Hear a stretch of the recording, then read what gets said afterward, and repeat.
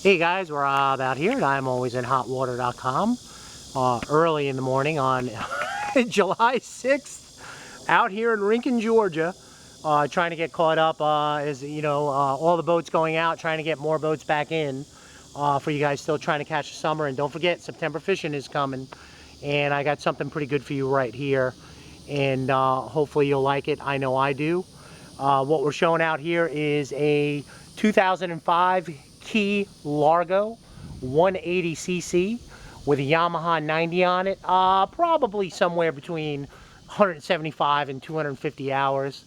In fact, let me just kind of get in. I kept the cover off so you guys can see how clean the motor is. All service work done by Burns Marine right here. You guys can kind of see a fresh prop right there. We just did compression. Numbers will be up on the site. But 116, 116, 116, you know, could be 117, 118, but you're dead on compression. And I have pictures of the compression test on the site.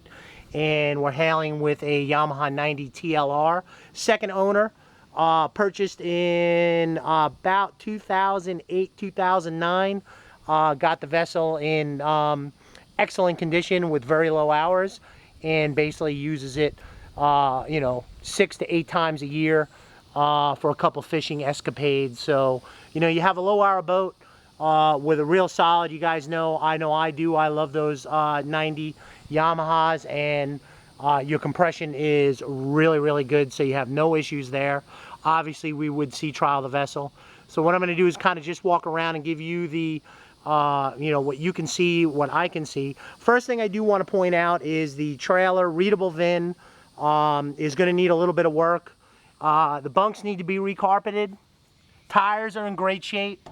Don't worry about that. And that's going to need to be replaced. In fact, I'm even worried if I'm going to sea trial it.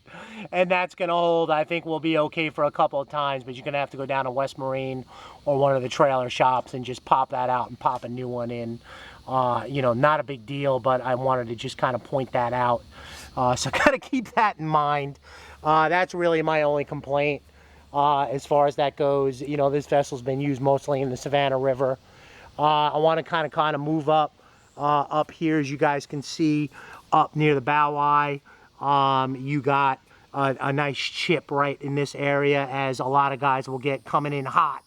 And cosmetically, really, that's my only complaint for a 2005 vessel. You'll have a couple little nicks. Trying to get you guys with the GoPro too. If I'm ducking down, kind of nicks. You got a little goober right there. You know, overall pretty clean. You have the exact you know, nicks and scratches that you would have for an 05, but you know, she's clean, she's nice. You know, I don't know if I'd even fix that front. I'd probably put some gel coat on it. I'd probably fish the heck out of this thing first before I even kind of went into doing any kind of repairs. And I'm going to move up into the vessel as we kind of go up, and she's cleaned and not showing any discernible stress anywhere. Clean, she's neat, she's solid.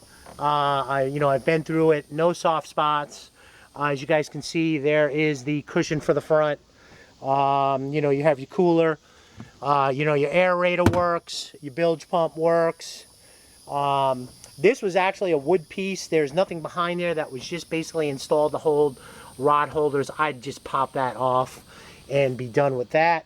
Last service on this vessel was done in the end of basically the fall of last season. That's a full service, lower unit, gear oil, water pump, and you have a working stereo, VHF. There's all your switches. You got your rod holders on the side. Just a good, clean, solid boat with bimini. And you know, that's pretty much it. Nothing more, nothing less. She's in really, really nice shape. You got an engine in really, really nice shape, and I did just compression test it. So we're good there. It is Georgia registered and titled.